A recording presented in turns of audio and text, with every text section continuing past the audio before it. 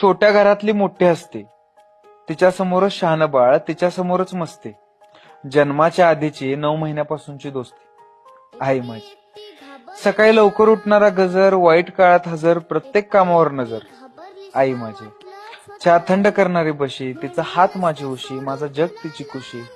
काय सांगू कशी, देवळात देवी असते तशी, आई माझी. मी त्रास दिला, तिनं माफ केला. मी पसारा केला, तिनं साफ केला.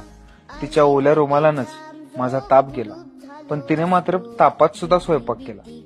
घट्ट मारलेली मिठी, गायबच व्हायची भीती, कौतुक सांगू किती, आई माझी.